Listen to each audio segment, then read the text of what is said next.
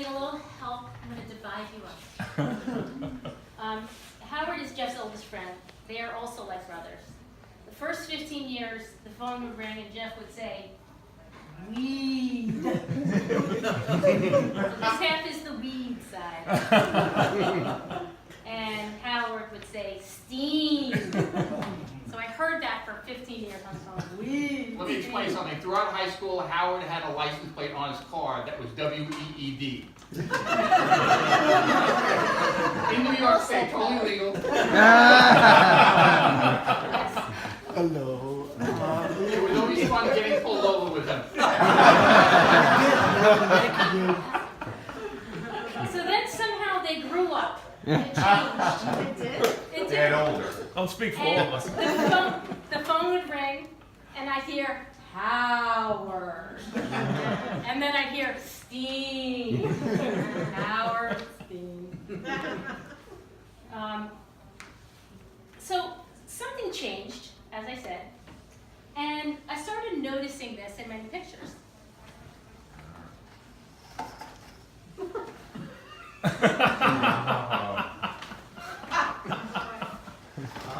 Very nice.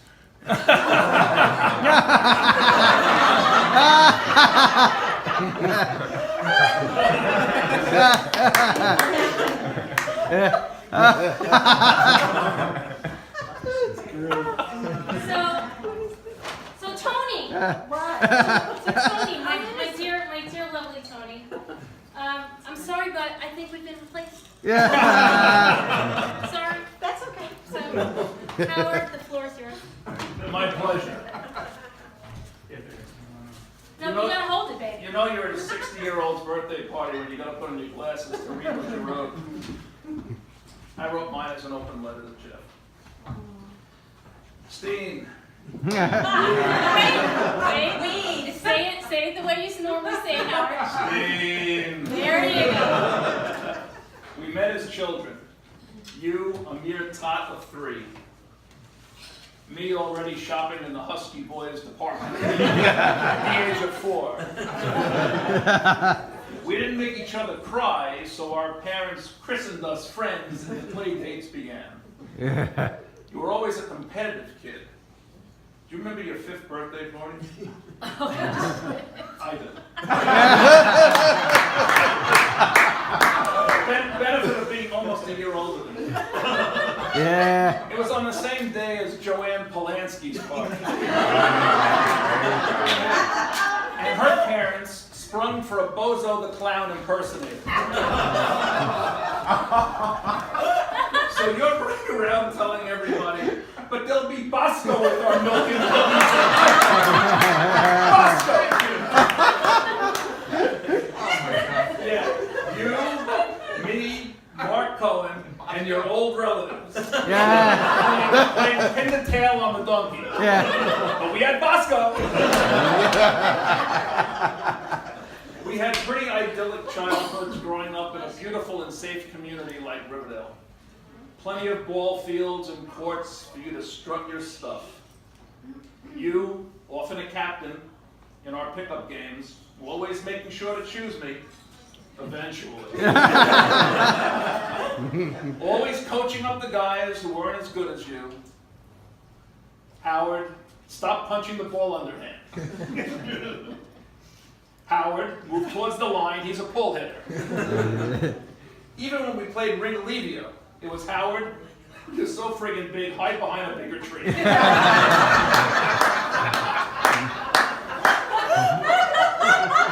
The years went on, you became an excellent athlete. Starting pitcher on your baseball teams, starting guard on your basketball teams, and I was always there, right with you, by your side, keeping score. Our high school years were interesting, as was your hair. You rocked that Jew fro, man, like nobody I had ever seen. My favorite was when you tried to stuff it all under your baseball cap. It looked like the white Oscar Gamble circa 1970. Any of you who know that baseball card of Oscar Gamble? 1975, that was a fun year. That was the year you gave me my lifetime nickname. Coming to my defense when Doug Pinheiro said, "Man, you've gained weight." You said, "No way, Howard, you're skinny as a weed." The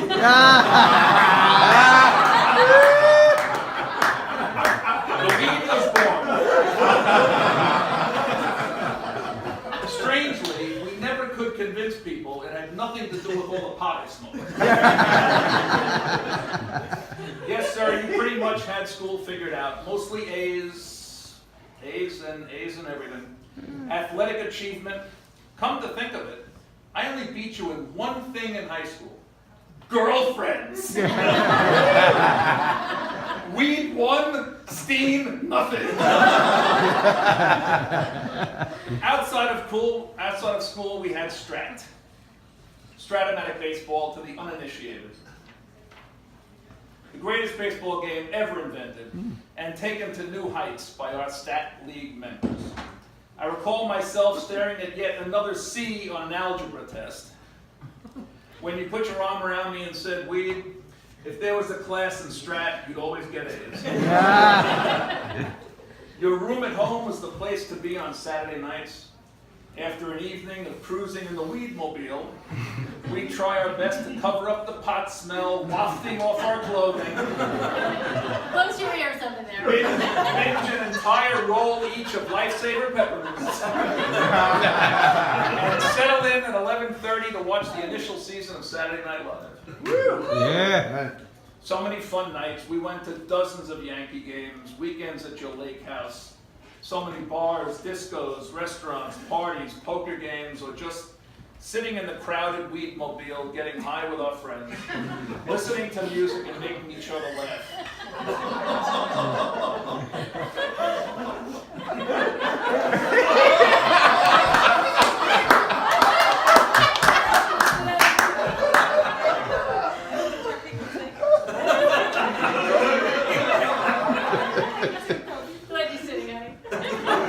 Until that night, you told me how sick your dad was. And soon afterwards, he passed. I never told you this, but it felt like my childhood ended that day. At the Shiva, I'm looking at you as an adult. How did you possibly hide that terrible news from so many for so long? How strong is my friend? It was the first time I saw you beyond our childhood journey. I saw you as someone to admire. And then it was off to college. Although our schools were 400 miles apart, that didn't stop me from visiting you as often as I could. Usually ending in, "Hey, Weed, don't you need to get back to school?"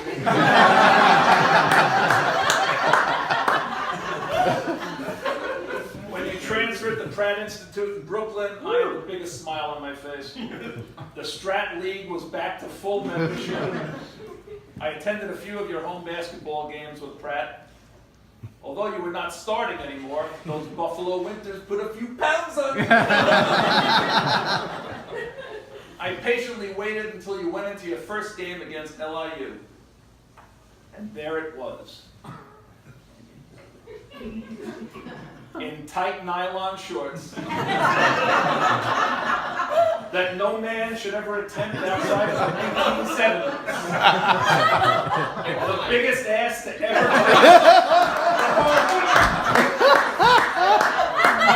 this was a legendary ass. No one could block your shot from behind because no one could get close enough to do it. He just said help! It was like trying to turn away from a highway accident. You want to, but you can't believe what you're looking at.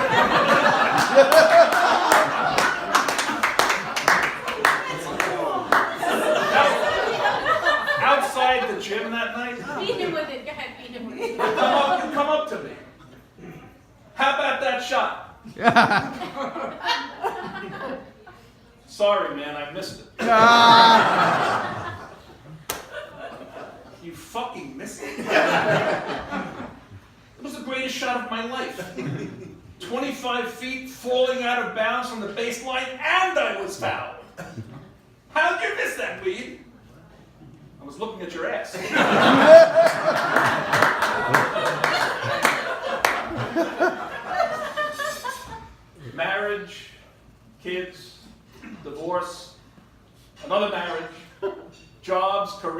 years, stroke and recovery, and the most amazing sports conversations for over 50 years. I look up to you in ways I look up to no other man. And I say that not as a birthday gift, but from the heart. You have strength, courage, intelligence, discipline, decency, achievement, a great sense of humor, and you had the good sense to marry one of the great women of all time. Happy birthday, Steve. Long laughs, Louise. Yeah.